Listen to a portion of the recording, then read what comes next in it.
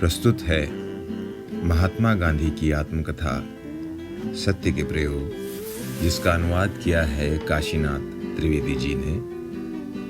आज हम सुनने जा रहे हैं इसके भाग 2 का अध्याय 26। इस अध्याय का शीर्षक है राजनिष्ठा और शुश्रूषा।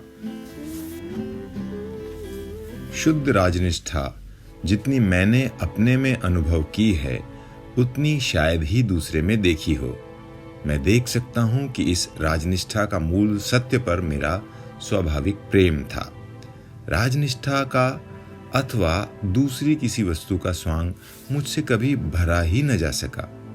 नेटाल में जब मैं किसी सभा में जाता तो वहां गॉड सेव द किंग यानी ईश्वर राजा की रक्षा करे गीत अवश्य गाया जाता था। मैंने अनुभव किया कि मुझे भी उसे गाना चाहिए। ब्रिटिश राजनीति में दोष तो मैं तब भी देखता था, फिर भी कुल मिलाकर मुझे वह नीति अच्छी लगती थी। उस समय मैं मानता था कि ब्रिटिश शासन और शासकों का रुख कुल मिलाकर जनता का पोषण करने वाला है। दक्षिण अफ्रीका में मैं इससे उल्टी नीति देखता था, वर्ण द्वेष देखता था। मैं मानता था कि यह क्षणिक और स्थानीय है। इस कारण राजनिष्ठा में मैं अंग्रेजों से भी आगे बढ़ जाने का प्रयत्न करता था। मैंने लगन के साथ मेहनत करके अंग्रेजों के राष्ट्रगीत गॉड सेव द किंग की लय सीख ली थी। जब वह सभाओं में गाया जाता तो मैं अपना सुर उसमें मिला दिया करता, और जो भी अवसर आडंबर के बिना राजनिष्ठा प्रदर्शित करने के लिए आते, उनमें मैं सम्मिलित होता था। इस राजनिष्ठा को अपनी पूरी जिंदगी में मैंने कभी भुलाया नहीं। इससे व्यक्तिगत लाभ उठाने का मैंने कभी विचार तक नहीं किया।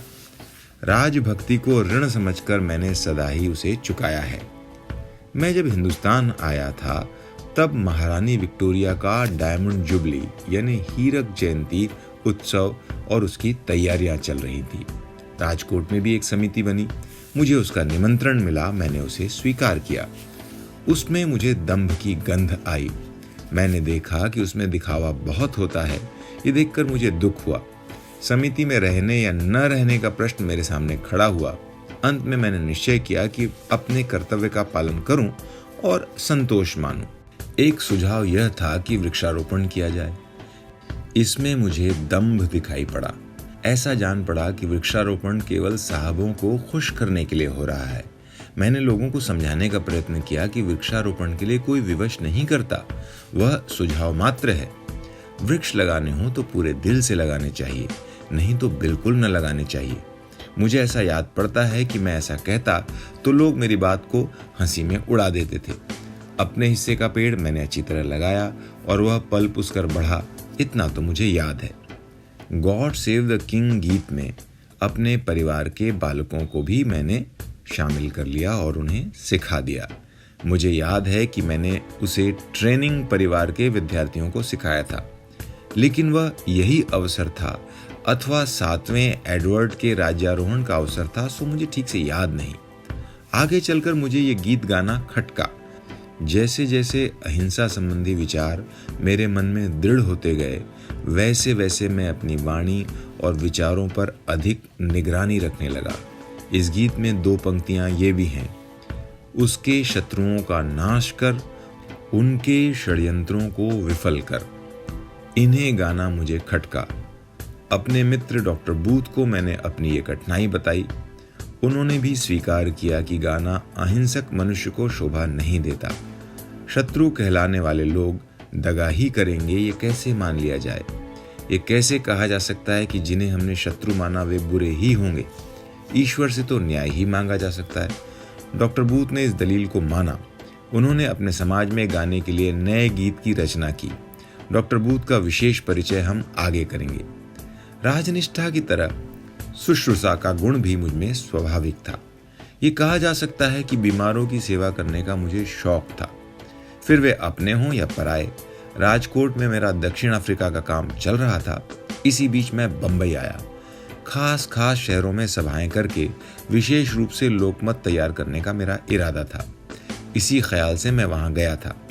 पहले मैं न्यायमूर्ति रानाडे से मिला, उन्होंने मेरी बात ध्यान से सुनी, मुझे सर फिरोज शाह मेहता से मिलने की सलाह दी। बाद में मैं जस्टिस बदरुद्दीन तैयबजी से मिला।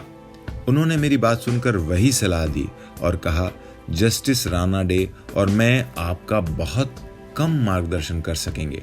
हमारी स्थिति तो आप जानते हैं, हम सार्वजनिक काम में हाथ नहीं बटा सकते, पर हमारी भावना तो आपके साथ है ही। सच्चे मार्गदर्शक तो सर फिरोज शाह हैं। सर फिरोज शाह से तो मुझे मिलना ही था, पर इन दो गुरुजनों के मुंह से उनकी सलाह सुनकर मुझे इस बात का विशेष बोध हुआ कि सर फिरोज शाह का जनता पर कितना प्रभुत्व था। मैं सर फिरोज शाह से मिला। उनके तेज से चकाचौंध हो जाने को तो मैं तैयार था ही। उनके लिए प्रयुक्त होने वाले विशेषणों को मैं सुन चुका था। मुझे बंबई के शेर और बंबई के बेताज बादशाह से मिलना था, पर बादशाह ने मुझे डराया नहीं। पिता जिस प्रेम से अपने नौजवान बेटे से मिलता है, उसी तरह वे मुझसे मिले। उनसे मुझे चेंबर में मिलना था। उनके पास उनके अनुयायियों का दरबार तो भरा ही रहता था। वाच्छा थे, कामा थे, इनसे उन्होंने मेरी पहचान कराई। वाच्छा का नाम मैं सुन चुका था। वे सर फिरोज शाह के दाहिने हाथ माने जाते थे। वीरचंद गांधी ने अंक शास्त्री के रूप में मुझे उनका परिचय दिया था। उन्होंने कहा, गांधी, हम फिर मिलेंगे। इस सारी बातचीत में मुश्किल से 2 मिनट लगे होंगे। सर फिरोज शाह ने मेरी बात सुन ली। न्यायमूर्ति रानाडे और तैयबजी से मिल चुकने की बात भी मैंने उन्हें बतला दी। उन्होंने कहा, गांधी, तुम्हारे लिए मुझे आम सभा करनी होगी, मुझे तुम्हारी मदद करनी चाहिए। फिर अपने मुंशी की ओर मुड़े और उसे सभा का दिन निश्चित करने को कहा। दिन निश्चित करके मुझे विदा किया। सभा से 1 दिन पहले आकर मिलने की आज्ञा की। मैं निर्भय होकर मन ही मन खुश होता हुआ घर लौटा। बंबई की इस यात्रा में मैं वहां रहने वाले अपने बहनोई से मिलने गया। वे बीमार थे, घर में गरीबी थी, अकेली बहन से उनकी सेवा शुश्रूषा हो नहीं पाती थी। बीमारी गंभीर थी। मैंने उन्हें अपने साथ राजकोट चलने को कहा। वे राजी हो गए। बहन बहनोई को लेकर मैं राजकोट पहुंचा। बीमारी अपेक्षा से अधिक गंभीर हो गई। मैंने उन्हें अपने कमरे में रखा। मैं सारा दिन उनके पास ही रहता था। रात में भी जागना पड़ता था। उनकी सेवा करते हुए मैं दक्षिण अफ्रीका का काम कर रहा था।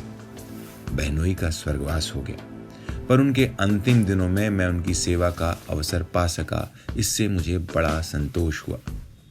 शुश्रूषा के मेरे इस शौक ने आगे चलकर विशाल रूप धारण कर लिया, वह भी इस हद तक कि उसे करने में मैं अपना धंधा छोड़ देता था।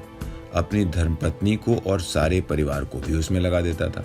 इस वृत्ति को मैंने शौक कहा है, क्योंकि मैंने देखा कि जब ये गुण आनंददायक हो जाता है तभी निभ सकता है। खींच तान कर अथवा दिखावे के लिए या लोक लाज के कारण की जाने वाली सेवा आदमी को कुचल देती है, और ऐसी सेवा करते हुए भी आदमी मुरझा जाता है। जिस सेवा का आनंद नहीं मिलता वह न सेवक को फलती है, न सेव्य को रुचिकर लगती है। जिस सेवा में आनंद मिलता है उस सेवा के सम्मुख ऐश, आराम या धनोपार्जन इत्यादि कार्य तुच्छ प्रतीत होते हैं।